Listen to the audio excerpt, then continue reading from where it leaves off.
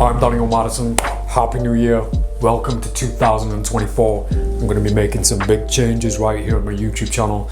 So many more videos on the way. And in the spirit of starting as I mean to go on, here I am with a very special project just for you. I made this project with every intention to release it as a production, as a masterclass for my shop, for the Malayans, never to be public.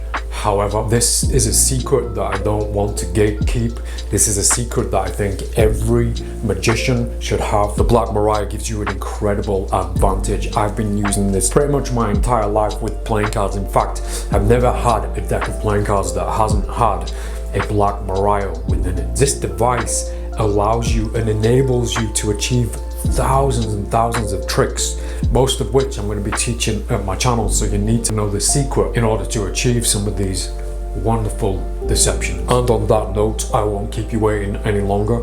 My gift to you to welcome you to 2024, and a thanks for being a subscriber, for being here and spending time with me. I'm Daniel Madison. This is the Black Mariah.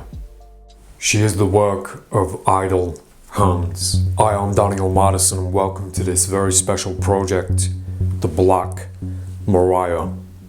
This is the Black Mariah, and this is the Black Mariah device that allows you to create the Black Mariah playing card. This is a corner cutting device that allows you to clip an extra 1mm from the corner of any playing card, taking the standard 3mm corner of a playing card to 4mm. Once you clip a corner of a card with this device and add it back to the deck, that card is undetectable and imperceptible to the naked eye of the participant. However, the trained eye, we can see where that card is in the shuffled deck.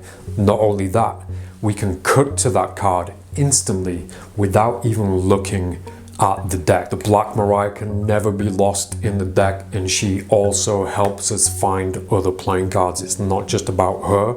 She's usually a secret that allows us to achieve many other wonderful things. I've created a Black Mariah playing card in every deck that I've ever had since discovering this idea. If I had to sacrifice everything to leave myself with one secret, it would be this. It would be the Black Mariah. Right from the start, this device, you can get this very device from Amazon for about £3. So why in the world am I offering the MADISON Black Mariah? I have to tell you a story, but I will say up front that you can get this. There's a link to it. Pick one of these up by all means. It's exactly what I did.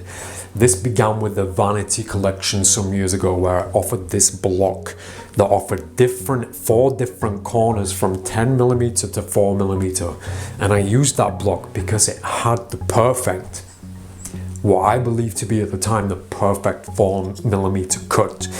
But after a while, I realized that it was leaving some marks on the side. It was also bending the cards a little bit, and it wasn't a clean cut. So I started to look around. I went on a search to find as many 4mm corner cutters that I could find. And there's this strange thing that happens when you're looking. You think the most expensive ones are going to be the best ones. They're going to be the answer. So I invested money in these expensive ones that turned out to be no better than the original one that I had. Then I discovered the Amazon corner clipper. I don't know if it's Amazon's, but it's available on Amazon. It's a very simple and cheap device. So when I discovered this and started using it, I finally offered my initial work on the Black Mariah in the MADISON Masterclass. However, since then, a lot has happened, a lot's changed, a lot has developed in my way of thinking and my approach to tricks and deceptive ideas with the Black Mariah. And even back then when I created that project, I knew that I wanted to come back to this. I knew that it deserved its own project, so I'm very happy and very delighted, and very proud even to be in this position to offer you my very own MADISON Black Mariah. So what's different about this compared to this? The main problem that I found, this is the Amazon one, the first one that I got. After 5 decks, after clipping 5 playing cards, this became blunt. I bought another one. Same again, after about 6 decks, it became blunt, and it was quite frustrating. I mean, these are fairly cheap, so you could just buy 10 and just keep using them. But after a while, on like the 5th or 6th cut, they start to bend the playing cards. They leave a kind of nick on the corner, and it just wasn't perfect. So it led me down this path again, this obsessive path of trying to find the ultimate one in a similar way. And because I was working on burn at the time, my brother-in-law, he works with iron, steel, metal, so I took it to him and said, could you make your own version of this that doesn't go blunt? And he said, why do that? Why don't you just take the device apart and sharpen the blade? Which is exactly what I did. So I picked up a whole bunch of these, left them with him, and just to be completely open, you know, he took the screw out, took the blade out, sharpened every blade, put them all back together, and then we have the Black Mariah device. This very device is the first one that I trialed, and I've been through at least 50 decks of playing cards with this same device. It hasn't gone blunt yet. It doesn't leave any bends or marks.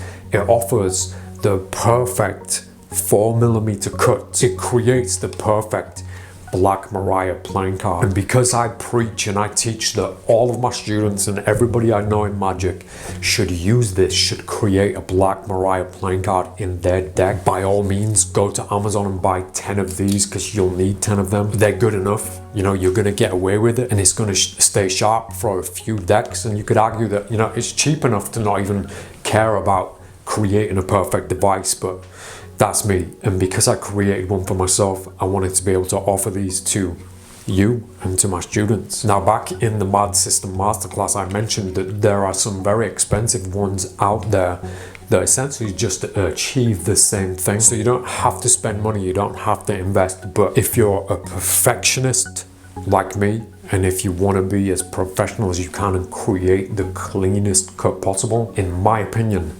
this is the best. And I will say at this point, this project isn't about the device.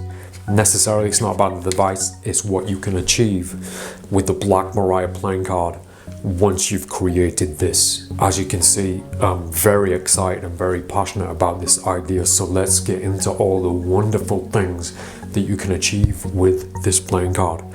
I am Daniel Madison. Welcome to the Black Mariah. So welcome to Black Mariah, the Masterclass. There's a reason why I didn't call this the Black Mariah in the MADISON Masterclass. And it's a silly thing, so I probably won't even go into it, but I've always referred to this as the Black Mariah. The Queen of Spades is the Black Mariah. So it's not really about the device. It's just the fact that I apply this corner to my Black Mariah. So that's why I named this the Black Mariah. Obviously, you can apply this to any playing card that you want, and not just one playing card, multiple playing cards. And I'm sure most of you watching will have seen the MADISON Masterclass, or at least the chapter that focuses on the corner short, the Queen of Spades, from that. But for anybody who hasn't or doesn't watch that, don't worry, I'm going to cover everything in this project. And just for the Lions, this deck, once I finish with this project, this deck of Madison's Acolytes will be gifted to a member of the Lions Den. I'm going to use this deck for this project and this project alone. In this deck, there is actually an extra Queen of Spades. There's two Queen of Spades. One of them, she's holding the King of Diamonds, and the other one, she's holding the 7 of Spades. So we can do some more tricks with the Queen of Spades, 7 of Spades, King of Diamonds with this deck. And there's also something nice about having a duplicate of the Black Mariah when I apply the cut to the card. And right now, let's focus on applying the cut to the Queen of Spades. So this is the Amazon corner cutter, and these are the new ones. And you can clearly hear a difference. They still achieve the same thing, but these ones, the Black Mariah, are gonna last a hell of a lot longer. When I first offered this in the MADISON Masterclass, I told you to cut just one corner, only one index corner. Now, when you look at court cards, there is usually the ink usually favors one side more than the other, even if it's by a fraction. In this case, it's very difficult to tell with these cards because the registration was printed so well, and you can trick yourself into thinking that it is leaning one way more than the other, but under inspection it really isn't. But in most decks you'll find that the ink is closer to the bottom or the top, so I've always just followed logic with that, and logic tells me that you cut the corner that has more white, so the ink is lower down on this side, you'd cut this side. Like, I hope that makes sense. Simply because I think it's more noticeable the closer it is to the ink. So you're gonna feed that corner into the clipper. From experience, I would advise that you get a whole bunch of old playing cards and just try to see what happens and figure out what the best way of cutting is, because I used to think, or at least at first I thought, that if I really push it in there really tight and cut, it would have a better cut. Not the case. You can really end up buckling that card inside the mechanism. So it wants to be in so that it's solid. I mean, this is designed to keep it in the right place, so it's going to be in the right place. I also found that it's helpful once it's here, make sure that the corner of the card actually goes in between those two pieces of metal. If you put your finger right there holding the card down as opposed to in, or your thumb if you're holding it like this, then you're going to get a better result. I've also learned that a faster clip, a faster press will do a better job. If you do it slowly, you risk tearing the card and leaving scruffy edges on the corners. So the card in like this, hold it in place, and now I'm just going to squeeze to take off that corner really quick. One click, that's all that you should need. Now if I take this away and inspect that, to me that looks perfect. From experience, that looks perfect. However, you can, and I've done this a few times, I've realized recently that you don't need to do this, but you can turn it over, so turn it face down, feed it back in, and do the same thing. Just in case this is off by the tiniest fraction, don't worry, it won't damage it, it won't bend it. If there is any overlap, it will clean it up perfectly. So now looking at that, obviously we can tell, like when you know about it, when you know it's there, obviously you can tell. And if we compare those two edges, those two corners, then it is very clear that this one is shorter than this one. But under inspection, that is the cleanest cut you could wish for. Now in my lessons and when I've taught this and when I've shared this, especially in the Mad System Masterclass, I taught that you only do one index. My logic there, my way of thinking is that if a participant does happen to see that there's a difference or feel that there's a difference, we're lowering the chances by just having one corner. We can work with one corner, and in fact I did work with just one corner for the longest time.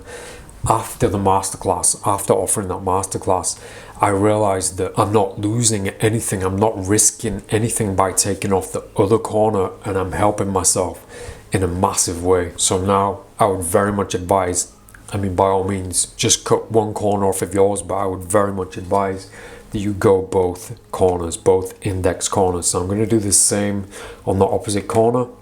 Make sure it's really tight in there. Very fast snip. And just because we did it with the other corner, I'll do it with this corner too.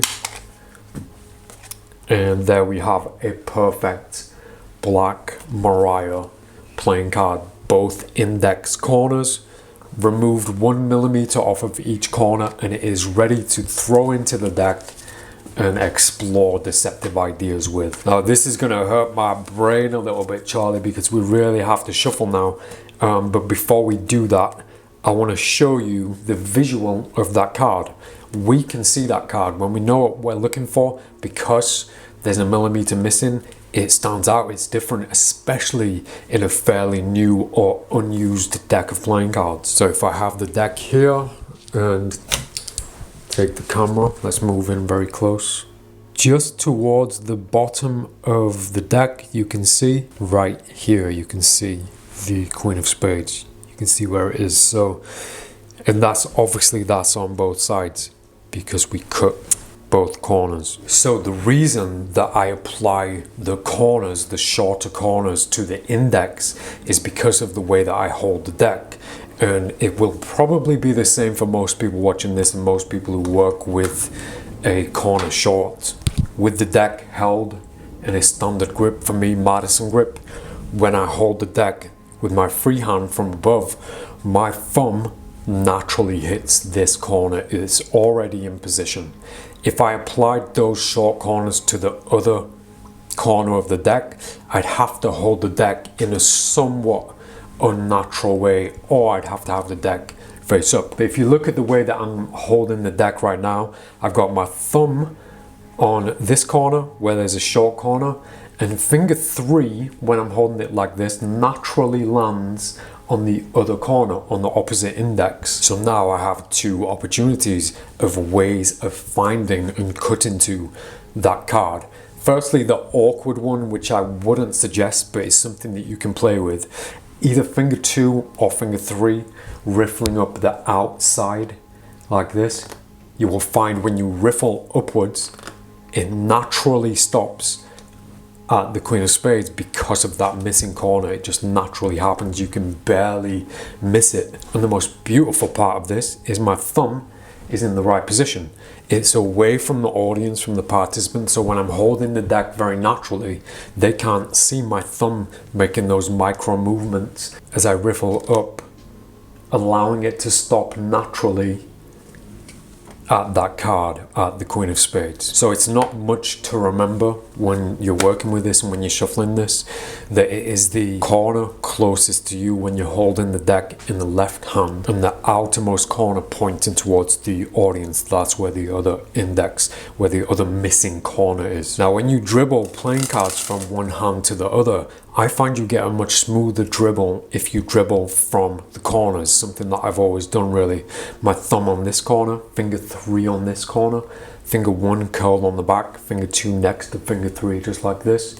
And then if you just let them dribble from your thumb like this, if you make that your standard dribble, the way that you always dribble playing cards, it will help you a lot when not only finding this card or finding the card that the Black Mariah has become a key card to, but also for a few forces that we're going to learn. Now I'm going to move the Queen a little bit further up just to demonstrate, so we can see the Queen is about halfway. Hopefully you can just about see that in the shadow, but if you can't see it, that's kind of just a testament to the audience, you know, when they're looking at the deck. Remember, like, the audience, they don't know what they're looking for, especially if the Queen of Spades isn't the subject of deception, if it's just a key card to help you find their card. So dribbling in the same way with my thumb going up the back, finger 3 on here, finger 2 here, finger 1 curled up on front. If I just now dribble those cards, I'm not holding them very tight, but I'm aware that I'm looking for that stopping point. So I'm aware that I'm going to stop the dribble when I feel it, but it's not like it's a conscious choice, like you don't decide to stop, it just happens. You just have to be aware that you're going to stop when you reach that card. So dribbling from one hand to the other, when you reach that corner, it naturally stops at the Queen of Spades every time. Although I wouldn't say every time. If you're just learning and you're new to this and you're practicing, it might take a while to get used to the feeling and the feeling that you're looking for. Only practice is going to teach you everything that you need to know. So just practice dribbling from one hand to the other at the corners, finding where it stops every time. The best way to practice and learn and understand this corner is by not knowing where the Queen is. So thoroughly shuffle the playing cards, and this is going to hurt my brain, Charlie. Thoroughly shuffle the deck so that you don't know where that Queen is, because you're gonna have to put in a lot of practice where you have no idea where it is. Sometimes it can be on the very top, sometimes it can be on the very bottom, and we're gonna find out by first dribbling the cards, and you'll find that eventually after a bit of practice it just constantly always stops exactly where it needs to stop on the Queen of Spades. If it doesn't stop, I've had this a few times. If it doesn't stop, it means the card is either on top, on the bottom, or very close to the top or very close to the bottom. In which case, if you dribble and you don't find it, then it's just worth a quick look. And you can see if it's on the top or the bottom or close by. So just shuffle up, don't look, don't cheat. You're trying to teach yourself. Shuffle as much as you can. Once you're satisfied that that queen is missing, dribble, and you'll find that you always stop at the queen of spades. I remember when I was first practicing, sometimes it's very likely that you're going to dribble past that point, especially if you don't know where it is, if you haven't seen it. However, when you dribble past it, you can feel where it is, so you can really help yourself by dribbling the cards, clocking where it is. Like I felt where it was then, so now I know whereabouts the stop is going to happen round about here. The most important way that you're going to find that playing card isn't by dribbling, but by riffling, and it's all in the thumb. The devil makes work of idle thumbs. Simply hold the deck as you would, ready to work, ready to deal, ready to play. In my case, I've got like an upper mechanics grip, finger one underneath. Let's say the deck's just been shuffled and I just take the deck back, and it's not something that happens under scrutiny while people are watching. I will take the deck back. It's a very down moment. We're talking about what I'm going to do, talking about the weather, Charlie. And as we're talking, without looking at the deck, don't look at the deck, make eye contact, which will force them to look at you as opposed to the deck. Then riffle up the back with your thumb very gently. You can even go really slowly, and you will just feel that deck stop naturally. So what I've done there, I've found the stopping point and I've created a break at that point to help myself. So now I can just come back while I'm talking, cut the deck, and now I've moved the queen of spades to the top. And if it was a key card, that means that their selected playing card is either on top, underneath the queen, or the bottom of the deck.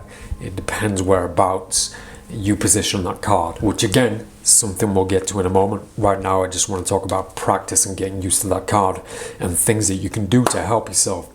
One thing that you can do to really help yourself when you're riffling with your thumb, if you bevel the deck backwards slightly like this, so bevel back like this, very slightly, this is an over exaggeration. When you riffle up, you've made that corner slightly bigger. You've made the stopping point slightly bigger by at least 1 more millimeter, so that when the deck is like this, in this position, the stop is going to happen a lot more naturally, a lot more comfortable. Now the break itself, like there's not any secret method to it. I'm just riffling up until I find that card. And again, one thing that's worth practicing, in fact, is how much you bend those playing cards when you're riffling, because when you riffle up, obviously that corner is bending upwards, and that can be seen by your participant. You have to practice this in the most subtle way possible so that you're barely lifting those cards, and then it's always going to stop at that corner. You don't have to really destroy the deck. You can be really subtle. In fact, I would argue that the more subtle you are, the easier it is to find that corner. But not to get ahead of ourselves, like right now I'm denying the opportunity to look at the deck, and this, I think this is very important for practice, so that you know how to do it without looking. But bear in mind, in a real life situation, in a performance, it's never going to be like that. We're allowed to look at the cards, so I'll shuffle them for real, which hurts my brain, Charlie. So we shuffle for real, and then when the participant gives me the deck back, I can glance at it, and in that quick glance, I now know the queen of spades is near the bottom of the deck, because you can see the shadow that's made by that corner. I hope this camera can pick it up. The camera probably can't pick it up, and that's a good thing. That just speaks volumes about how powerful and useful this is. If a camera can't see it, your audience isn't going to see it. So when we take the deck back after a shuffle, you're glimpsing the deck. I can see where it is and I can just riffle to it straight away, offer a few cuts or just a simple cut. You don't need to pass, you never need to pass. You never need a classic pass. But in that simple action of taking the deck back and doing 2 more cuts, I've moved that card to the top of the deck. So a really fascinating thing with the Black Mariah card, because there's a corner missing, because the corner is shorter, this doesn't always work on a soft surface, but if you're at a bar or a table, a hard surface, if you can see the card is here just above halfway, if I tap this on my surface on the corner, on the missing corner, very gently like this, you can see what happens on this side. You can see the line where the card is. You can actually see where the card is. Now on the other side, because that corner is missing, that card has now protruded from the deck to make up for the missing corner, which makes it so much easier to now cut to that card. So if you're able to achieve that, the tap, so that you're left with this when the deck is down, is so much easier to just cut to, because you can see the card that you cut into. Now this is possible on a soft surface. You know, you just got to tap it gently and there you go, the card is protruding, so we can see it, we can find it very easy. A little bit more challenging but not impossible in the hands. You can just tap the deck in your hands. My only problem with that is it looks strange. How do you justify that? How do you justify the tap? Maybe there's a creative way that you can think of, but I would sooner avoid that. But it's an interesting thing nonetheless. Just tap the deck on the surface and it always protrudes at the back, making the cut so much easier. So most of the controls and most of the finding that you're going to do is going to be your thumb, but I don't want to leave you dry on that idea that you're not going to do a classic pass, you're just going to cut the deck. But you know, I find myself saying this so much. The classic pass, I've never used it and I never will. In this case, it might seem like a good opportunity for a classic pass because I have to riffle to that point, then I can keep a break. So now I need to shift this pocket to the bottom, and for some reason magicians convince themselves that has to be done in secret. It doesn't. It really doesn't. Like performances, at least every performance I've been in, it's such a natural moment when you get the deck back. I can look, so what? I'm looking at the deck, I'm not looking through the deck. I've taken a glimpse of the deck, and now I'm not looking at the moment where I do the work. So that goes such a long way in a performance that it's not telling, it's not suspicious, it's just me with the deck of cards. Alright, it's thoroughly shuffled. Now I'm just going to cut the deck without drawing attention to it. It's just something that you do without even saying it. You don't need to draw attention to that. I'll just continue talking about the trick, or I'll just be in that moment and then I will riffle. I've got my mark, I've got my moment. I can just keep it there. I can keep a thumb break in that position, and then when I'm ready, separate my hands, put this back on top, and I've achieved moving that card to the top of the deck. And I would always argue that it's completely dependent on the trick that you're doing. You can't decide up front without knowing the trick. Like, that's why it's a little bit difficult to kind of share the control at this point. So we're gonna do that within the tricks when we get to them. But you know, once you've riffled up with your thumb, you can just keep it held there like this. But because you've lifted it up, I can just push my pinky in there, let go with this hand, and now it seems more relaxed all of a sudden, and I can get to that card whenever I want at an appropriate time. Now, we can do the same thing. We can find that card with one hand with our deck hand. It is difficult, and what I've learned from the cold school of experience is that you don't need to do this. You don't have to find it with one hand. You're not gaining anything. There's no benefit to this. In fact, you're probably drawing more attention to yourself than you would be if you're handling the deck with two hands. And what I mean by that is, if I shuffle again for real, I'm going to use my left hand to find that card with a single hand, and I'm going to use finger 2 to find that card. So with the deck held in my grip, MADISON grip, finger 2 on the corner, I'm simply going to pull down with a finger 2 very gently, and it's going to stop naturally at the Queen of Spades. Now notice there was very little pressure. I didn't try too hard. I just let finger 2 work its way down the side until I felt that stop. We've also got a good thing working for us because at the back we can see the corner here, so we can see where the card is before we even try and riffle. But however, we don't need to look because we can just rely on touch. It's very helpful for us if we know where it is to begin with, because we know whereabouts we're aiming, but it's not necessary. Like I've taught this, and obviously I'm sharing it now, but when I've taken it out into the world and when I use this card, I never do that. I never do it with one hand. The risk is too big that I'm doing it right in front of the participant, and if they're looking, they're going to see this, and it makes that sound too, so it draws too much attention. We don't need to do it. So to go back to riffling with a face up deck, which from my experience, this isn't something that you're going to use much in performance, but it's worth practicing nonetheless, because once you turn the deck face up, obviously the index is at the opposite side, and it makes it a little bit more challenging. It makes doing it with one hand much easier because it's on your pinky, and for anybody who's practiced pinky breaks and pinky counts, it's very easy to find that corner because we just have to pull down with our pinky until we feel that stop right there. So the Queen of Spades will be right here. Also, this puts us in a position where we can riffle down with our thumb on the index towards the participant, towards the audience. So the deck held face up, if I just rub my thumb down the top, the corner, then it stops naturally here in the same position at the Queen of Spades.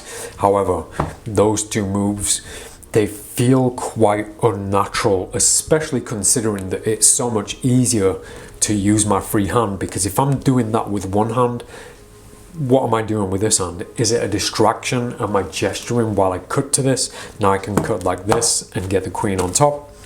Perhaps you can actually dribble also from the opposite corners the exact same way, but holding the deck on the opposite corners. So finger 2 here, thumb on the back, and dribble. And obviously in this case, you're going to stop on the Queen of Spades. You're going to stop actually on the Black Mariah, so it's not going to be hidden in that case. So the next thing we have to look at is finding that card and cutting to that card in a deck that is surfaced or is in somebody else's hand. Now the same thing, because we can see the deck and we're looking at the deck, we can see exactly where the corner is, and with practice you'll be able to see, like if I mess that deck up a little bit, with a little bit of practice, I'll tidy it up a tiny bit, you'll still be able to see where that corner is. Like I think it's round about halfway. When I go to cut the deck, I'm going to straighten the deck up and I'm going to tidy it up with finger 2 and my thumb on opposite index. So I'm going to squeeze in and then riffle up, and now I can lift the deck up here to cut the deck, and this puts the Queen of Spades on top. And again, that's something that only practice and experience can teach you. If you can't see where that corner is, this can be a lot more challenging. Like I'll try it now just to show you, because these situations, or a situation where you're cutting this deck on a surface, you don't want to be cutting the deck 4 or 5 times trying to find that card, because it's kind of telling, it waves a white flag and says I'm up to no good. So if I don't look and I try and cut, again, it's just a matter of going to the corners and then riffling up. Like I felt it, but I missed it, so I know where it is, but I would feel at this point that I've already given the game away. Like I've already kind of shown people what I'm doing by riffling up, so I try and avoid that in any situation. There's only been a few times where I've experienced it where I want to cut to that card or cut to their card because the Queen of Spades is a key card, but in those positions I would always look at the deck. So now looking, I can clearly see where it is near the top of the deck, so I can make it much easier for me to cut to and find that card. Apparently very easy. And obviously you can really help yourself by just having the pressure on those 2 corners. So finger 2 on the outer corner and the thumb on the back, especially when you know where the card is. Like I can see it from the back there. So now finger 1 would press down on top, so that when I riffle up, I feel a definite stop. In this case it's Toby, King of Clubs, and the Queen of Spades is right here underneath. So just a few further thoughts before we move on. That's easy for me to say, Charlie. You know, while the deck is in both hands and you're in a down moment where you're talking or you're about to present something, you're in a perfect moment to find that point, to find that cutting point. So for one thing, you can look. So I've looked, I know where it is, but if I just tilt the deck, so you're my participant, if I just tilt the deck back, you can't see my thumb riffling up the back, and you can't hear it because I've done it so quietly, but I've managed to find the Queen of Spades right there in the open without apparently trying to hide it. You can kind of do the same thing from the front. I wouldn't say upwards like this with finger one. I would more say lean into finger two, pulling down, because if this hand is over the front, this hand can offer shade for finger two. Now finger two can riffle down and find that card, which is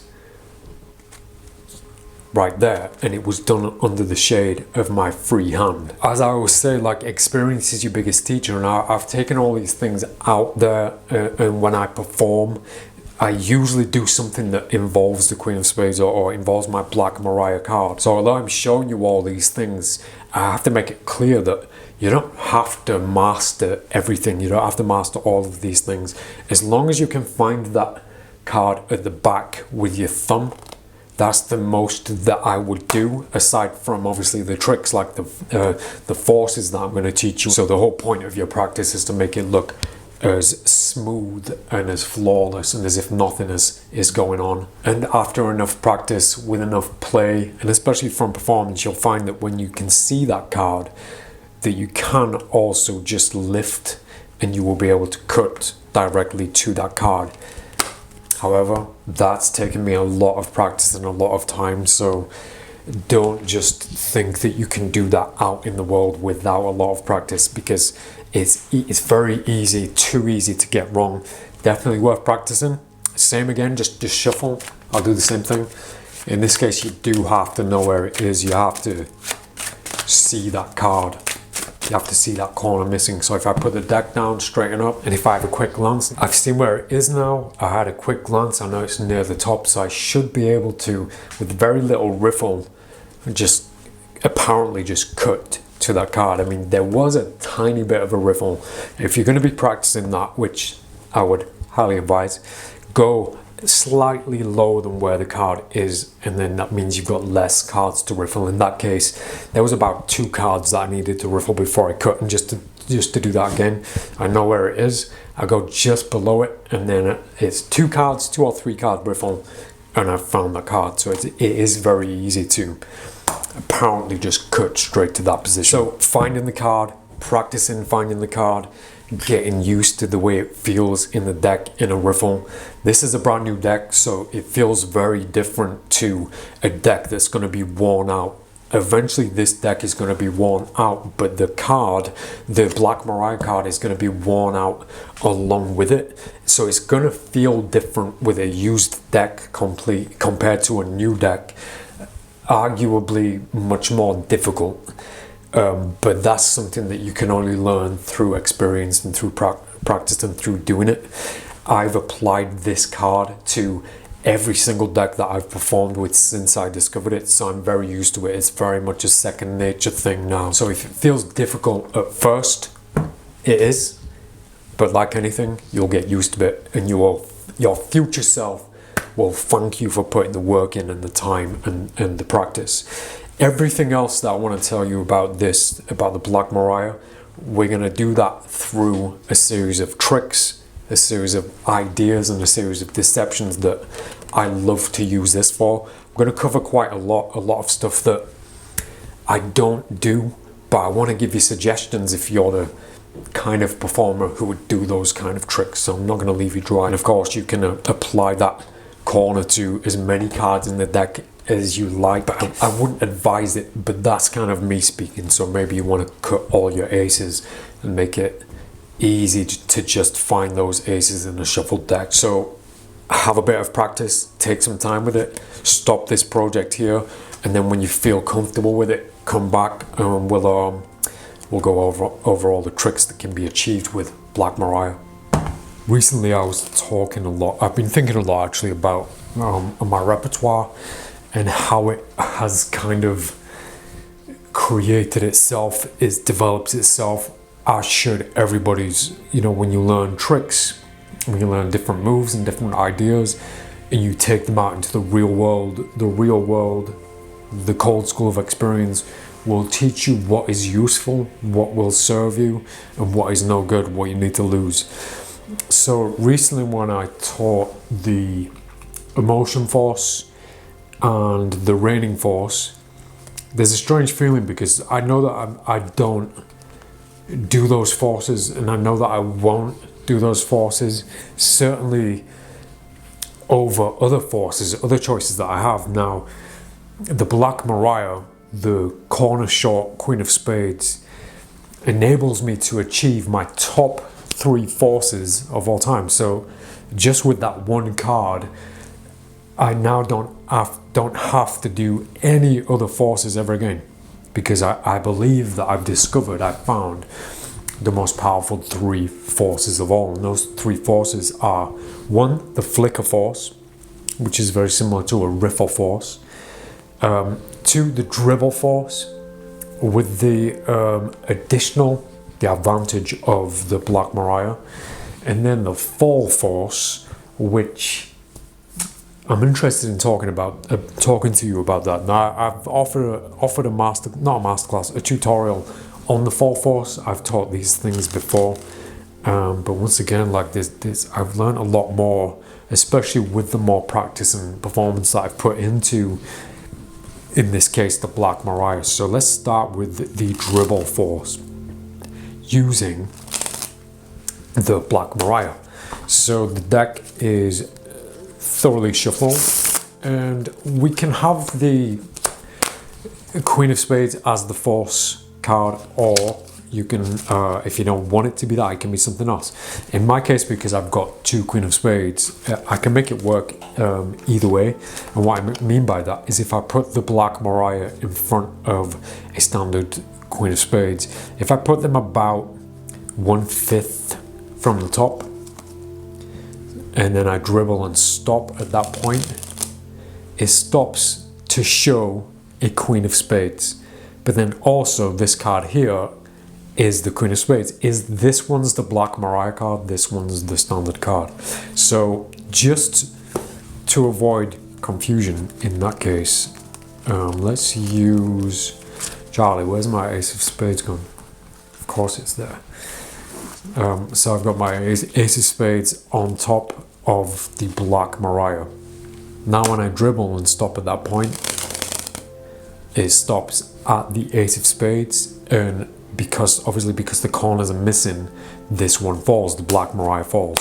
Now I'm dribbling from finger 3 on the outer right corner and thumb on the inner left, where the corners have been removed on the index side of the deck. Finger 2 over the edge here, finger 1 pressing down gently on top, and the cards are being dribbled. They are falling from finger 3 by being riffled from the thumb. So they're coming off of the thumb and then leaning away, which I think is important to understand. Now my thumb, because I know where the Black Mariah is, I've got quite a grip near that point. Everything below it, not so much, but I know that that point is coming up 1/5 down. So the dribble force, the standard dribble force obviously is keeping a break, so you just hold a break and then you dribble and then you stop at that point regardless of when they say stop. So we're extending that, and we're using that with the help of the Black Mariah, because it means we don't have to hold a break, we just do it directly from the deck. So obviously I've set up to show the Ace of Spades, so when they call stop, I show this card and then drop it, lose it into the deck. But there's alternate versions, but for now let's stick to the force itself. Now the best version of this, or the 2 best versions of this, are either in the participants' hands like this. So you ask them to cup their hands and you dribble the cards into their hand, asking them to call stop.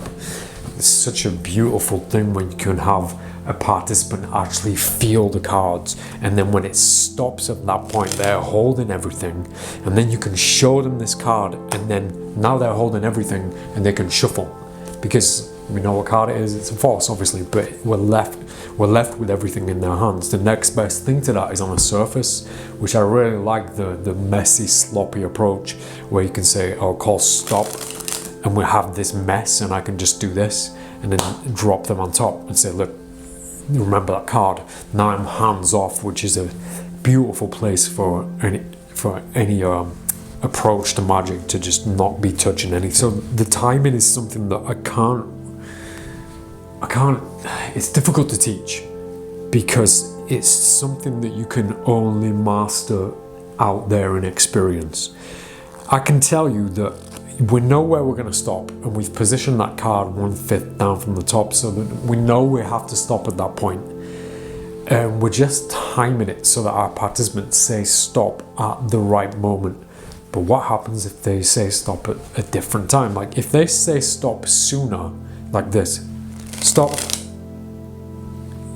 I kept dribbling after I said stop. It was a fraction, but because the time it takes for me to dribble all these cards from one hand to the other is under a second, so it's never noticed. I've never been called out on that. It's never happened where someone said, hold on, you didn't stop where I said stop. It's so silly when you think about it. Like, because there's 52 cards, it feels like, oh wow, I had 52 possible places to call stop. And really, it's more about the time it takes, which is less than a second. So it's really silly. So no matter what happens, you just stop at that point at the Black Mariah card, no matter what. And again, I have to, because I feel like I'm teaching a bad lesson, but it is something that the experience will show you. Like if you've not done this in the real world and you're listening to me now, and it seems a little bit scary, go and do it once in the real world, and you'll say, ah, yeah, I get it. I understand it. It's just the timing is something that you just learn out in the real world. And of course, you don't want to go like this. You don't want to dribble that slow. You want to have some kind of pace. So it certainly helps you if you dribble first and say, listen, I'm going to dribble the cards from one hand to the other like this, and I want you to call stop at some point, because when you do that, you can play with their memory, the way that they think about the way that they remember what happened, because I can now do this. I'm going to dribble the cards from one hand to the other like this, and at some point I'm going to ask you to call stop. So I intentionally dribbled them for much longer, whereas when I asked them to call stop, I'm doing it much faster to get to this point. And again, like any force like this, it's timing. If they don't call stop, you don't want to be in this position where it goes stop. Like you don't want that. So if you feel like they're not going to say stop at that point, you just got to drop everything and say too slow, let's go again. At which point you have to go a little bit faster, because they're going to overcompensate, and as soon as you start letting go, they're going to go stop, and you have to kind of find a way to speed up then, and that's can be a dangerous situation. But yeah, in their hands or on a surface, it's the perfect thing, especially when you can make it look messy like this, as if you don't care. Because when you make it look like you don't care, the soap theory, it looks like you have far less control, and it even looks like you're not even trying to control anything. You just want a card to be selected. And there's something really nice about holding this packet from the corners, because how could this magician possibly have control over that card, over any cards, by just holding them right on the corners? It's so beautiful, I think. And that's just from experience. From, you know, I've tried every force out there, and this is one of the top 3 that I've been left with. And yeah, I'm trying to over explain, but I think it's as simple as that. The card itself allows us the freedom to not have a break, as long as we set up beforehand, as long as we have them in position beforehand. Now, the reason I mentioned having a duplicate Queen of Spades, perhaps you want to force the Queen of Spades, and there's 2 ways of doing it in this case.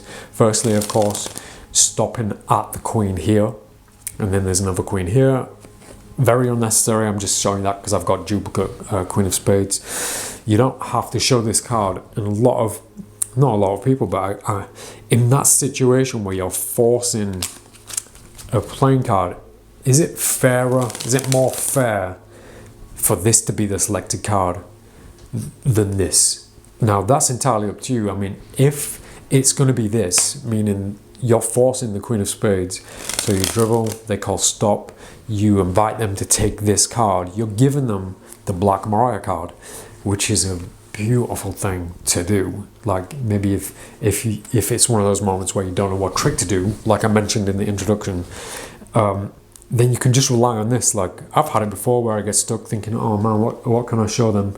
Oh yeah, Black Mariah. Force this card on them, give them the deck, tell them to mix it back inside, and then find it. You know, this the most basic magic trick of all, but still incredibly impressive and impossible because of the lack of control that you had apparently over the deck, especially considering that when they give you the deck back, you can find that card immediately, because first of all, it looks like a completely fair choice, and then second of all, you know, you find it in an instant. It's so beautiful, such a beautiful thing. One thing I would suggest also is using that using the Black Mariah card as a cover card, as a draw card. Let's go with the 9 of clubs, of course, and we'll put the 9 of clubs underneath the Black Mariah, and just to keep them in place, I'll put my Ace of Spades there too. So my setup is, I have the Ace of Spades, just for reference, the Black Mariah, and then the 9 of clubs. The 9 of clubs is going to be the force card, and they're about a fifth down from the top in position for dribble force. So I dribble, they call stop. Now in this position, I'm going to apparently show this card, but I'm going to do the drawback move. In that position, you can say, not this one, because I've just seen it, I know it's the Ace of Spades, so we'll use this one. You don't have to do that. You can just offer this, and you can give them the option even. You can say, do you want this one or this one? Depends what trick you're doing, really. But in this position, I can do the drawback move. So I push over 3 cards, 1, 2, 3, like this, and then when I raise them, I pull the Queen of Spades back. So this is the Queen here, and by the time I've raised, I've pulled it back. So it looks like the top card is the 9 of clubs. So I point to this, say, okay, remember the card, remember your card. Now when I go back down, I push it back over so that this looks like the 9 of clubs. I hope that makes sense. So this is the Queen, but I'm making it look like the 9, especially when I come down and do this, switching it for the Queen of Spades, because in that moment, obviously I've forced the 9 of clubs. I've shown the 9 of clubs, I've forced it successfully. Now it looks like I've got the 9 of clubs, and I can lose the Mariah card in the deck. Meanwhile, the 9 of clubs is controlled, and it has been controlled. Alternatively, obviously in that position, because there's a card above it, you can just go straight for a double lift and then go into some other kind of trick, like, look, we'll bury it in the deck, and of course we've controlled it to the top. But the way you approach this with a force is ultimately decided and dictated by the trick that you're using, the trick that you're showing somebody. So not every force suggestion is going to work for every trick. It really does just depend on what trick you're showing. You might feel like, because you've cut the corners off of the Queen of Spades and you can tell and you can see it, that you don't want this to be the selected card. You don't want them to have this card or take this card out and look at it, because they might see it.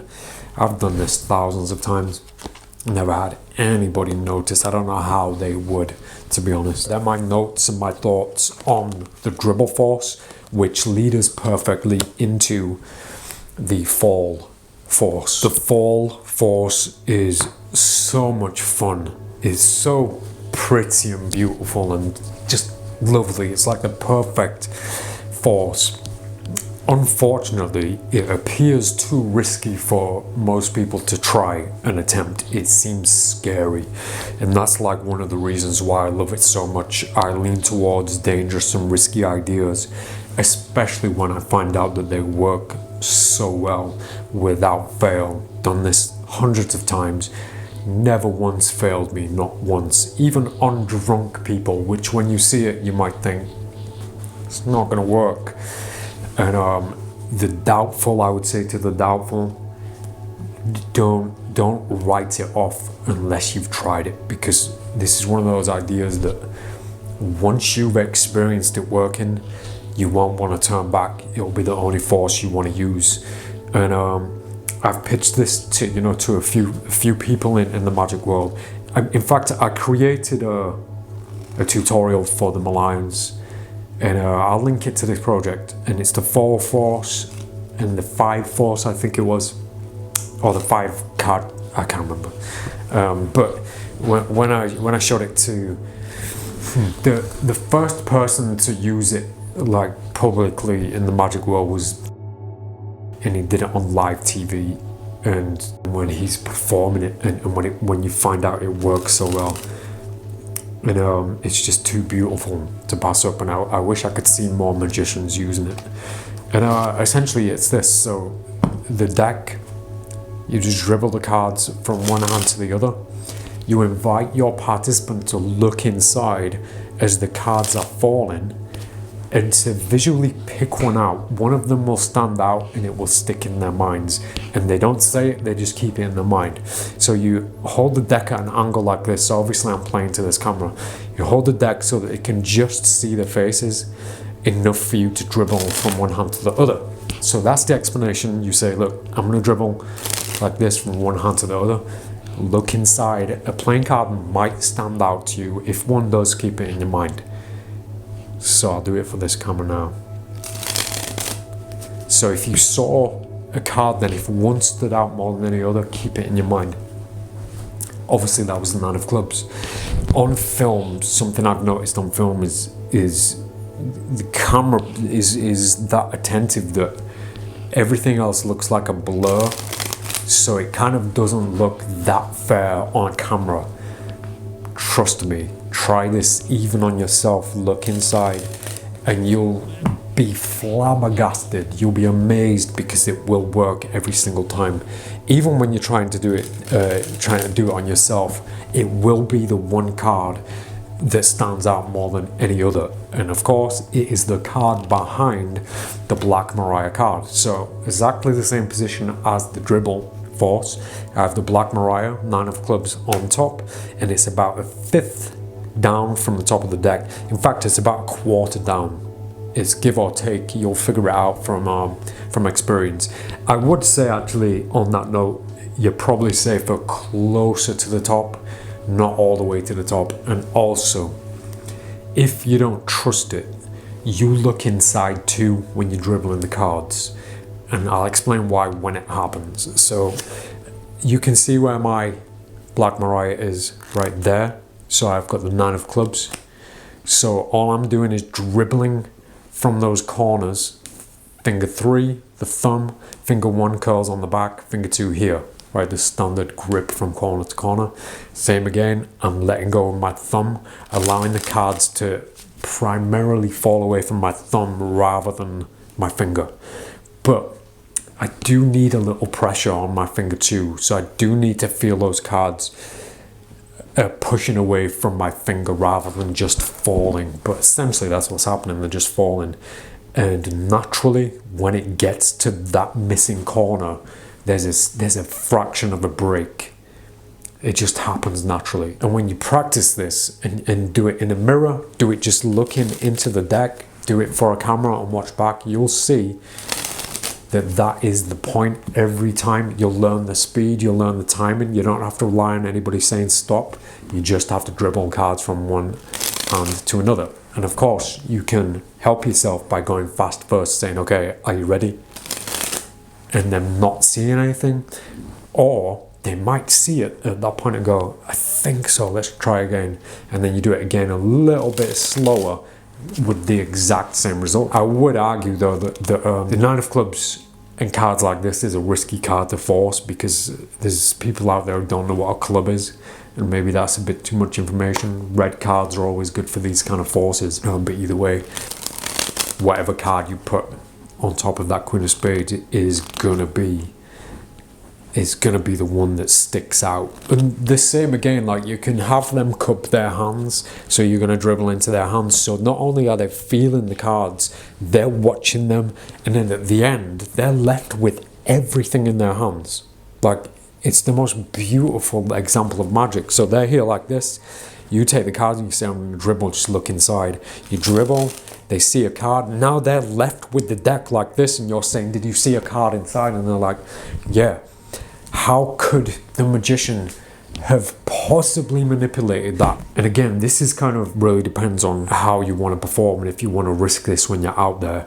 The reason I said, you know, look inside yourself, that's only if you're not 100% confident with it, which I've become now.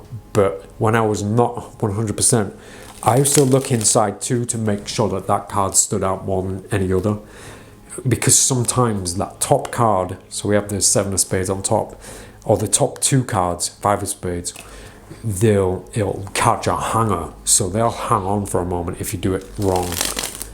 See, the 5 of spades showed then. But what I learned, it is better to dribble into their hands and not look, and just trust that it's going to be the force card, than to look. Because if you're looking, then you saw the same thing that they did, and it becomes a little bit obvious. So you can really help yourself if, firstly, your hand's off, you just dribbled and you've stepped away. Imagine now if you haven't even looked. On top of that, if it's a shuffled deck as well, I mean, it's just such a beautiful force. I'll repeat what I said in the beginning. Don't write this off thinking it's not going to work, thinking it's too risky. Try it. Just try it. If it goes wrong, it doesn't matter. You move on to something else. It's not the end of the world. You know, failure is your best friend. You'll learn more from failure than you could ever learn from being successful. So now, obviously, in this position, it's up to you what you do with it, because obviously that's arguably the fairest force possible. So what do you do with that? Now that's up to you. Those tricks are yours. Bear in mind, the Queen of Spades is in front of that force card, so you can cut to it, you can find it easy enough, but I would argue that you don't need to, because it's a force and you knew it was going to be the 9 of clubs, so you would have already had something planned already, or it'd be a simple mind read, which, considering that your hands are off the deck and you're nowhere near it, is just a truly wonderful thing. Right now, this is going to lead us perfectly into the flicker force. It is a very hard decision on what takes the #1 spot as the best force ever, and I often find myself thinking about that and leaning towards this force, the flicker force. But as always, like from experience, it always depends on the trick. It always depends on the environment, the participant, on which trick you're going to be doing. However, like I've said, the 3 forces that I've shown you, or the 2 so far leading into this, using the Black Mariah, that's my repertoire of forces. Like I don't go to any others, barely think about any others. The classic force, obviously you can beat that. I was going to say you can't beat it, but you can beat it. But the classic force is a beautiful force. But the flicker force, which I know that this has been published before, similar, called force, but I've never like fully understood the method. Like I'm not sure if you cut a card shorter, or if it's even the same as this, or if it's a break.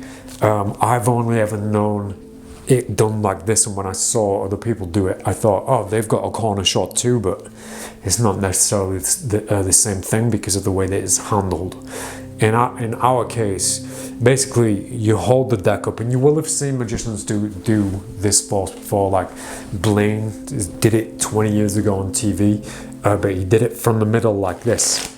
So it definitely had to have been a short card, whereas that short card can only be used for certain things and it's going to fall out of the deck. The Black Mariah card is just going to stay in there forever, and it's going to be useful throughout the life of the deck, especially for this force, for the flicker force. So you hold the deck up to your participant like this, And it very much like the 4-force, you say, I'm gonna riffle through the cards like this. You can see them all going by. I want you to just pick one out, like one of them might stand out more than all the others. And I want you to just keep it in your mind. So the fair demonstration, it's important that you do it on the same corner in the same way. So my finger's on the corner, but I'm gonna pull back in a way that I know is not gonna stop for too long in that moment. So I'm gonna pull back on the cards like this, let them riffle. I want you to pick a card out from inside. One might stand out more than the others. Mentally select one, however you wanna say it. But when I do it the first time, it's a demonstration, so I don't want them to see the card yet. So I go a little bit faster and just let the cards go by. In fact, when I get to the end, same as before, my Black Mariah is there. So it's about a quarter of the way down, maybe a fifth. And then the Nine of Clubs is on the back of it, behind it, ready for this force. So the same thing. So first I go fast like this so they can't see, and you can present that the way that Blaine does and say, was that too fast? I'll do it a bit slower. It creates that sense of urgency where they're like, oh man, I have to pick one, I need to try. So this time when you do it, move your finger back a little bit slower, just feeling for the actual Black Mariah card, and you'll know whether it's been successful or not because you'll feel the card rub past your finger like this. Now, before I get ahead of myself, another thing that I've learned from experience from trying this in the real world, the way that you're going to hold the deck and the way that you're going to do the flicker is very important. I've tried many times to hold the deck like this, hold the deck on the corner as if, you know, offering a suggestion that I have very little control over the deck. I'm only holding the corner, then riffling up the top like this, which I know the Nine of Clubs showed then, but so did a few other cards. You don't have that much control if you do it with a finger riffling back like this because you're showing too many other cards, compared to the method that I always lean to, the way that I always do it now, is with my thumb. So I'm holding the deck with this hand, with my right hand, fingers 4, 3, 2, 1 at the back, pressing on the back to create that bow. Now my thumb on the corner, and now I'm just going to riffle like this. And I'm holding the deck tight with my left hand at the bottom. Thumb, finger 2, pretty tight. I'm holding it all pretty tight so that I know that the only card that's going to stand out more than any others is at that point, because I'm leaving the deck with no other options. I'm not taking any risks. Now, it's a strange way, like if you look how I'm holding the deck like this, it's quite strange to do that without me looking at the deck. Especially if you want to show somebody on this side of you the force, you have to move around and maneuver yourself. That's one restriction that I found with this force, because I can never do it with this side. Like, obviously it's possible doing it with this side, but I found the safest way to do it is like this, is forward. So I'm having to move my body around to adjust for the way that I handle playing cards, which doesn't look unnatural. It doesn't look like there's anything wrong with that. But the same thing that with the 4-force, you'll feel if it's worked or not. You don't need to look inside. Certainly in the beginning when I was practicing, I was looking inside to make sure it worked and to see if any other cards stood out, because just then when I looked inside, by the way, like a 10 of diamonds stood out for a fraction. Not as long as the 9 of clubs, but there's every chance that they might have seen that too. So in some performances you might just do that and then the force doesn't work, but then you kind of know where they're going next. That's happened to me a few times, but I found nothing quite beats the confidence of just holding the deck up, and once you're ready, look away and then just feel that. I would say the most important thing in this case is that it is towards the back. It is like 1/5, not a third, because that gives too many. There's too many playing cards after that point, after here, that they could, from my experience of these 3 forces that I've shared with you in this project, when you achieve this one, when you achieve the flicker force, it just feels beautiful. It feels amazing, and it's unexplainable as far as they're concerned. However, you know, saying that out loud now and thinking about it, I would say that my favorite has to be the 4-force. But like I say, you shouldn't choose a favorite because each situation is going to present you with, you know, like I wouldn't be able to perform this force if I was sat at a table for this person. I could adjust, I could adapt to it, but I'd sooner lean into a dribble force for someone on that side. If you stood up, if you're not at a table, then obviously you can move around. But another beautiful thing about the flicker force, once you've done it, then you can give the deck, you can hand the deck over. You don't need the deck anymore, obviously, because it's a force. The force is successful. And it works that well. Like you will have seen me use it in Deception Artist for burn. I used it quite a lot for those routines. And without the Black Mariah, like there is a way of doing it, but it's very, very awkward. So now that we know those forces and we know how to create the card, handle the card, find the card, control the card, let's take a look at some tricks, some wonderful deceptions that we can achieve with thanks to the Black Mariah. The Chris Stanislas Tribute is one of my all-time favorite tricks. The playing card itself is a tribute to Stanislas. He appears as my Jack of Hearts. His favorite card was the Four of Hearts, and the Four of Hearts appears on the shoulder of the Jack of Hearts in all my decks, but the Four of Hearts also occurs naturally on the Jack of Hearts. 1, 2, 3, 4. Very fitting. So this trick presented itself to me. It found me. I didn't create it as such, it just happened. And since offering it on the Mad System Masterclass, I don't do it. I struggle to do it, but I want to offer it and talk you through it still without the whole presentation, and you'll see why. And I'm doing this to show you how you can develop it and make it your own, because obviously that's a very personal story to me, especially with the Jack of Hearts being in my deck.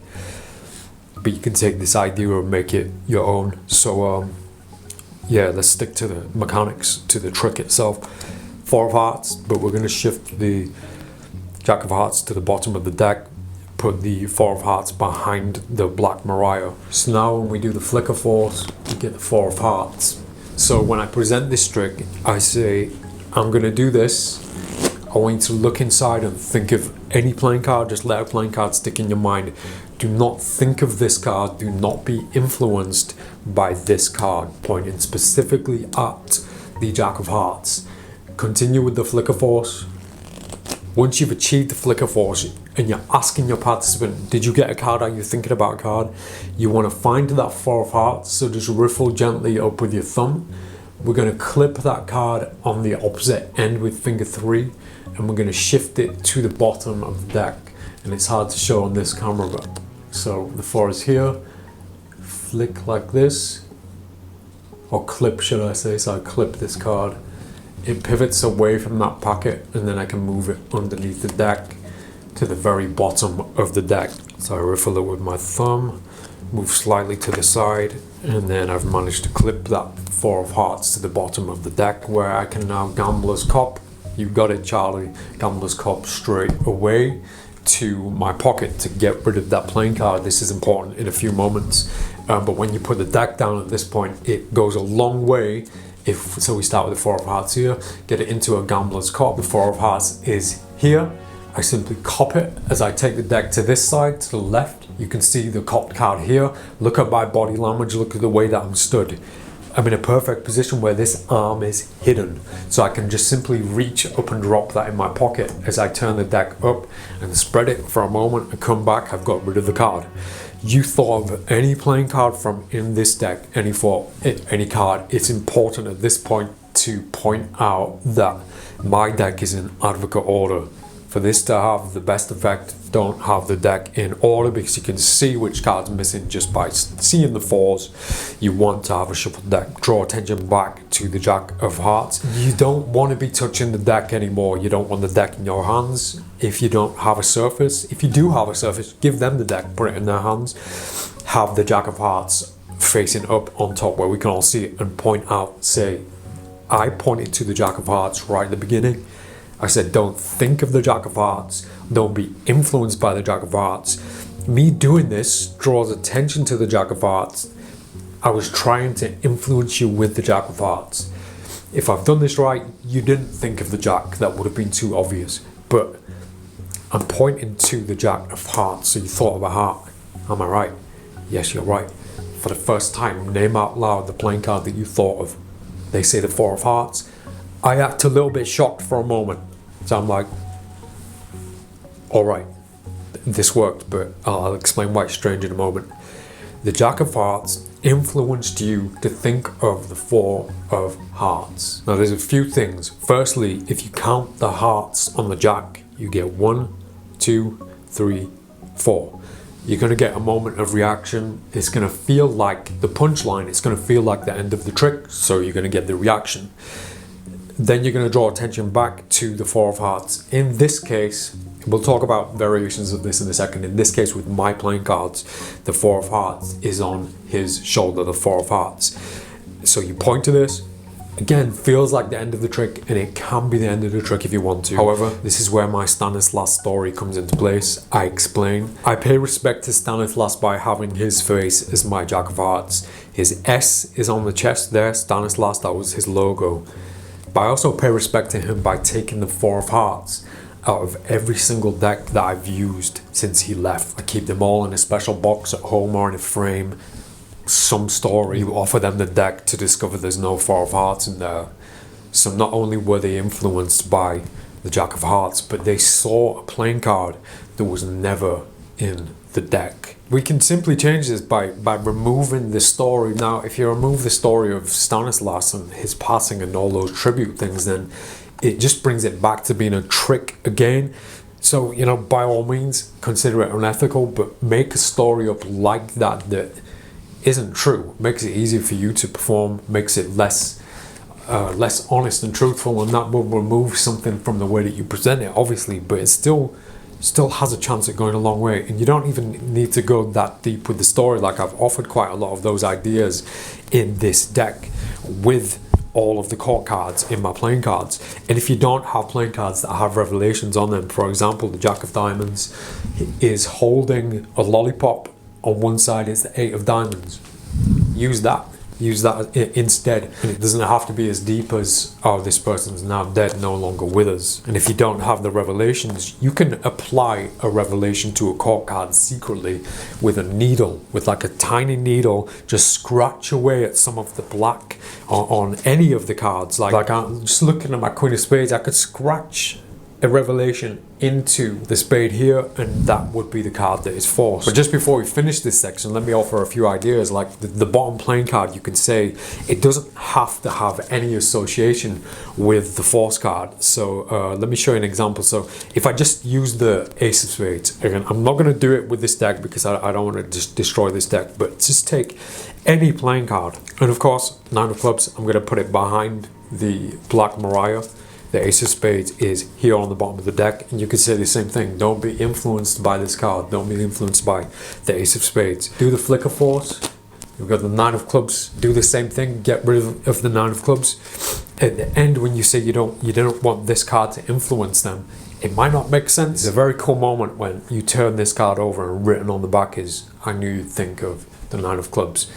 By the way, the Nine of Clubs isn't even in the deck. And of course, we can achieve this same trick or similar tricks with different forces. However, the reason why I think the Flicker Force is perfect for this is that they can't be 100% that that's the card that they saw, because they didn't feel it, they didn't touch it, it wasn't removed from the deck. They only saw it for a fraction of a second. They only saw it for a moment. So another force kind of proves that it's a trick. Now, just a few notes on that move, that slip move of slipping the Four of Hearts from this position to the bottom of the deck. It's quite finicky, and it's quite, there's a chance that you're going to draw attention to the deck with all those movements and all those things going on. There's other things that you can do. One of them is the most simple thing of all, which is, let's get the Jack of Hearts back here. So after you've done the force, after they've seen the Four of Hearts, we can take the Jack of Hearts out and draw attention to this on a surface or in their hands while we keep hold of the deck. Now all that we have to do is get to the Four of Hearts, cut that card to the bottom of the deck, and then cop it away as we put the deck down, turn it face up. Remember, this is going to be a shuffled deck, so this order wouldn't make a difference. Meanwhile, I've got the Four of Hearts and being able to take it to my pocket. As you can see, like I've really struggled with talking about this idea and trying to process the idea of how I'm going to work a way around this trick, which I haven't done yet.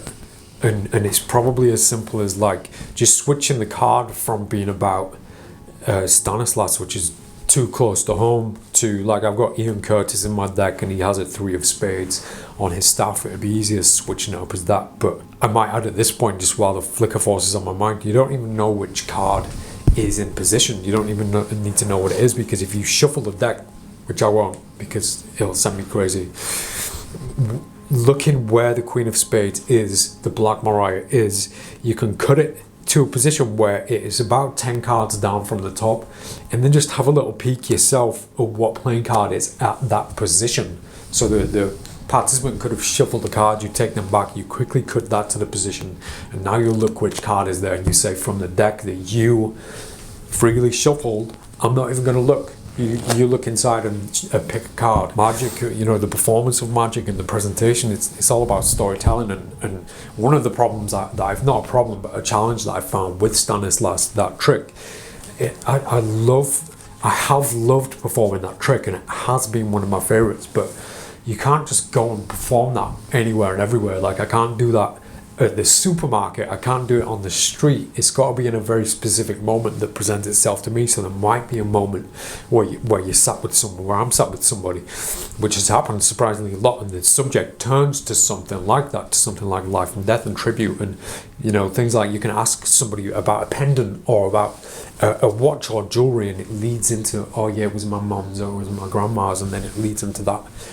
area where magic works really well. But because I'm struggling so much with the idea of Chris, we're going to stop this moment here. I'm going to come back after a little break and go on to some more tricks. But like I said, if you want to see the full trick in full detail, it's part of my System Masterclass. You're right, Charlie. I need some positive energy. I need to wake up a little bit.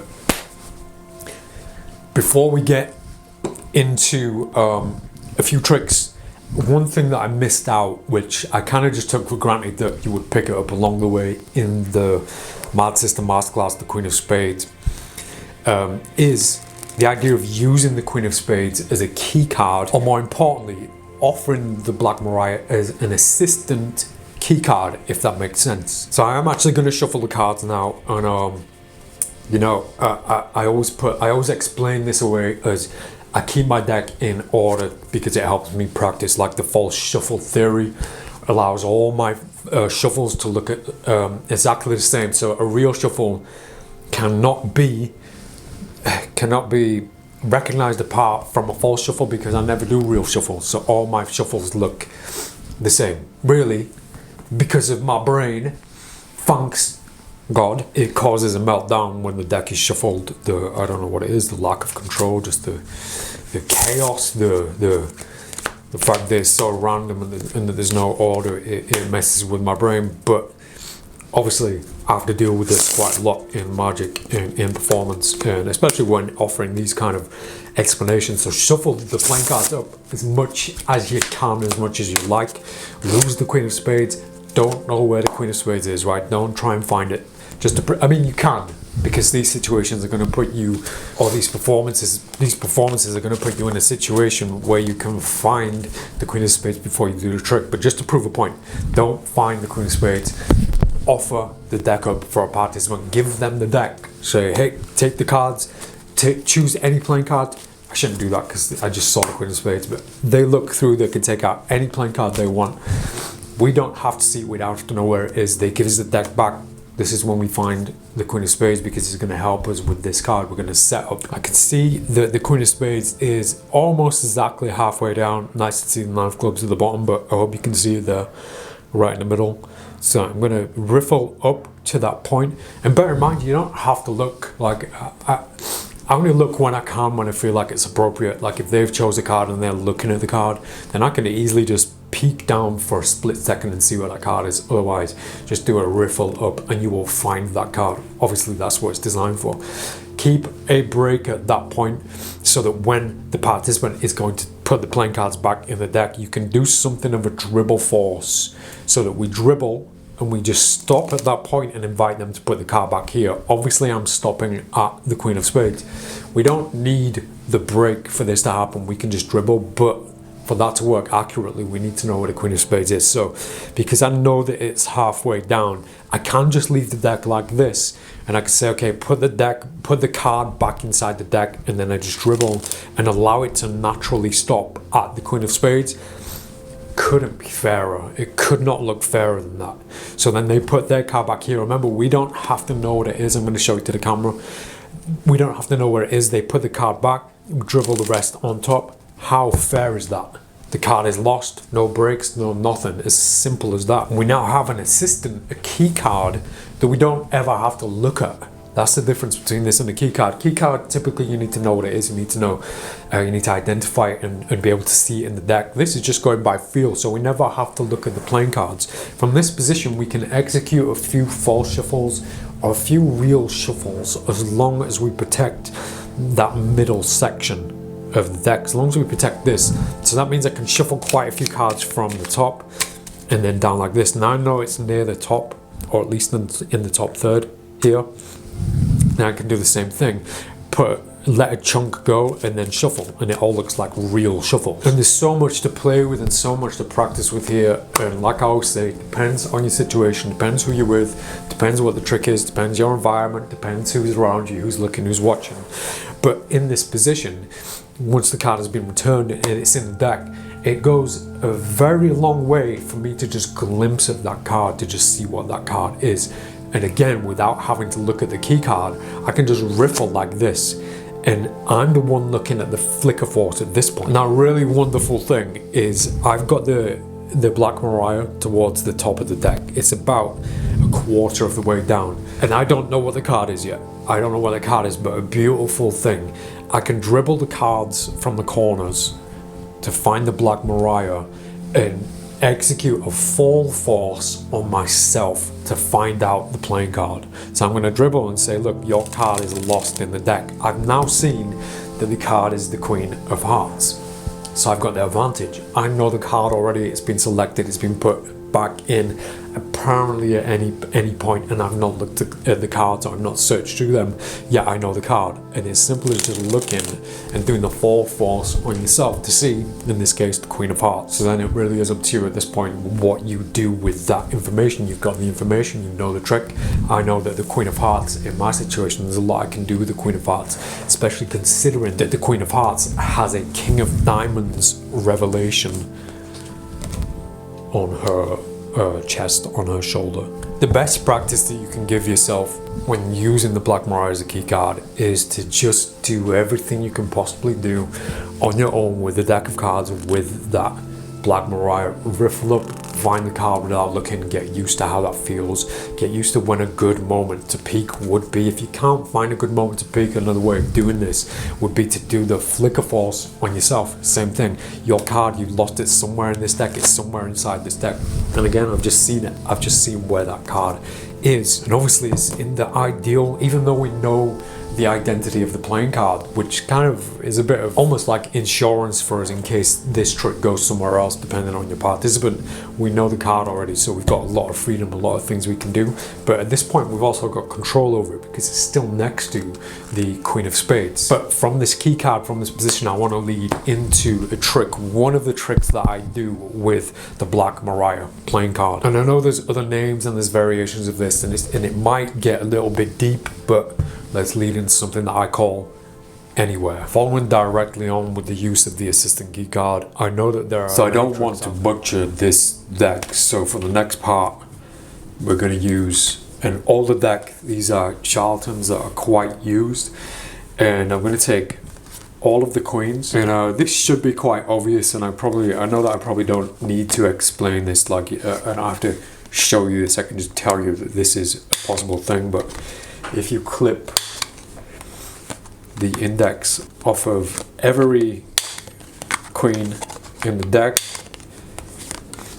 this could come in very useful for somebody who might be, and I'm going to do both ways on each corner just to make sure I get the cleanest cut. This could be very useful for somebody who is offering a presentation, a specific performance at a table, like a for, I don't know, magic circle, magic cafe magic cafe, magic castle kind of situation, a parlor situation, should I say. Now, obviously, in this situation, we can hand the deck out, we can hand the queens and invite our participant, our audience, to shuffle those queens in absolutely anywhere into the deck.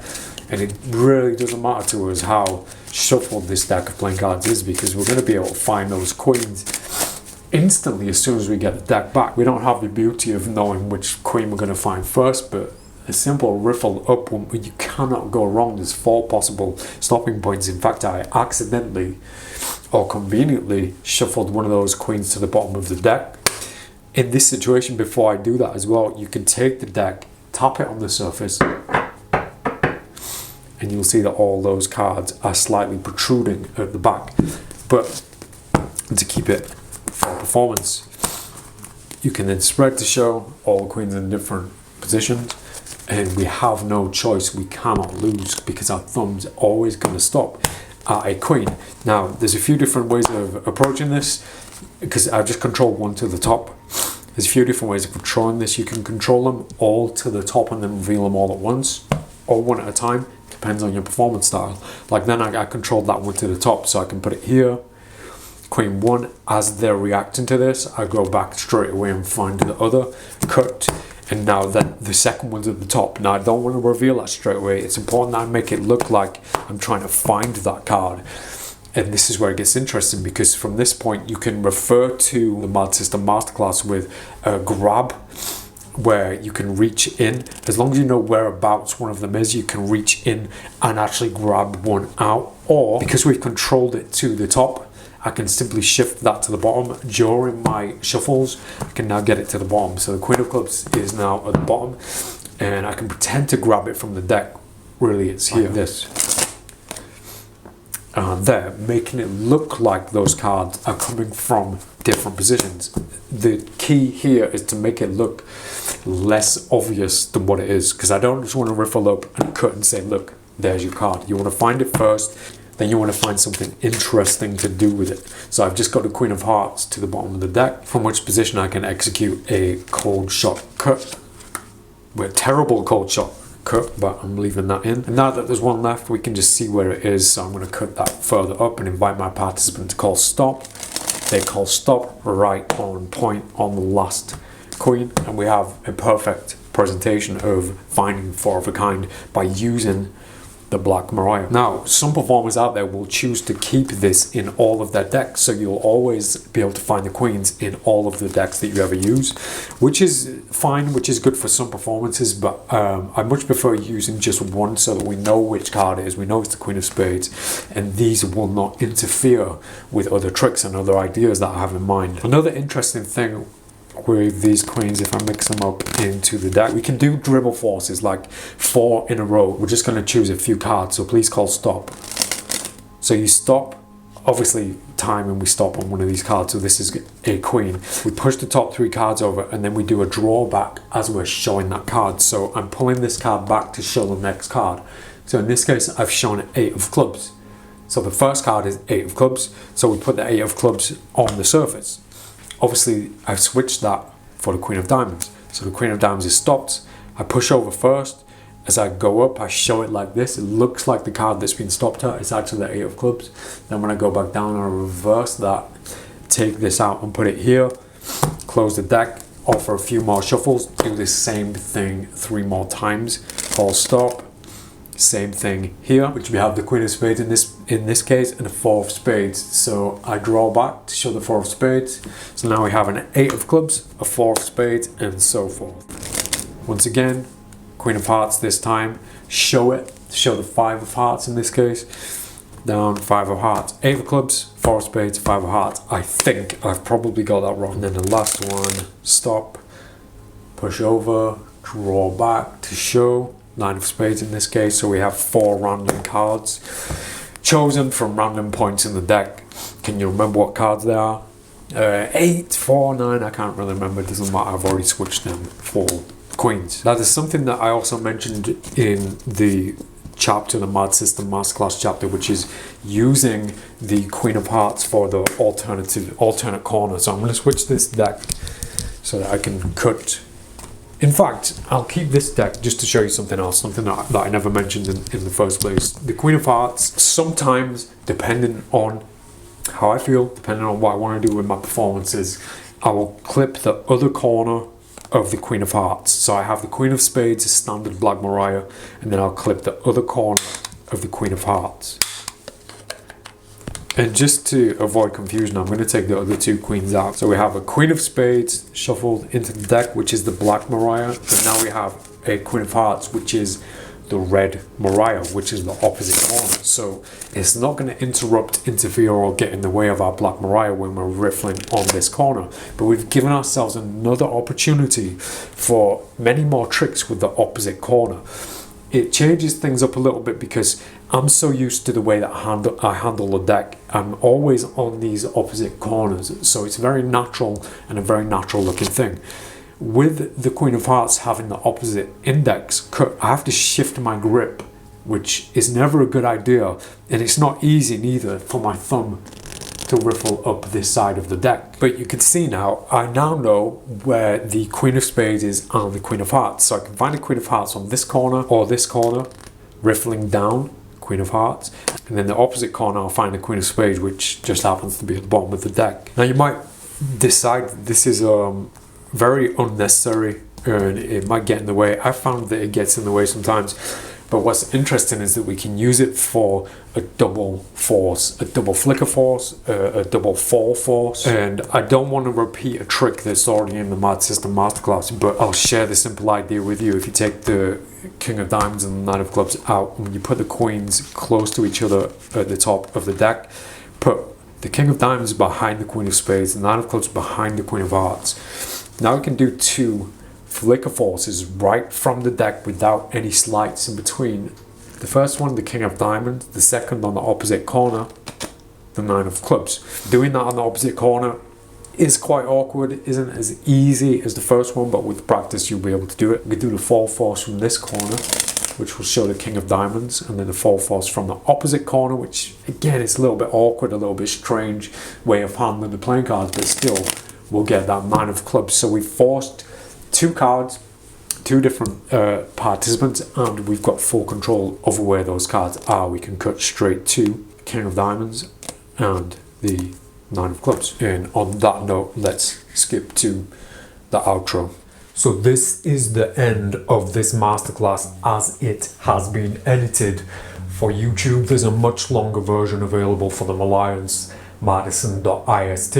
I've edited a lot out, I've removed a lot of tricks, but don't worry, I'm going to be sharing those in separate videos, updated videos, new videos that are going to be on the way soon, exclusive to my YouTube channel. There was a big section that I removed, the part talking about Chris Stanislas and the trick that I used to perform as a tribute to him.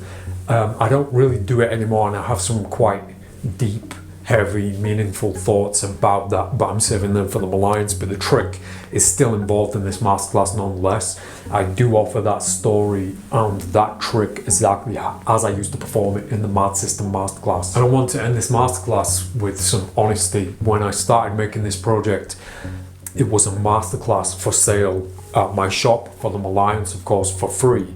But then halfway through it, I just didn't have a good feeling about the whole project. I felt like it was going on for too long. So I've edited a lot out. I like to leave no stones unturned, and that's very difficult to do when you're trying to keep a project short and precise. So the main reason why this project is so big and I've included as much information as possible is because it's going to lead on to some very beautiful things. The Black Mariah is going to make an appearance in many of my videos to come, many of my tutorials.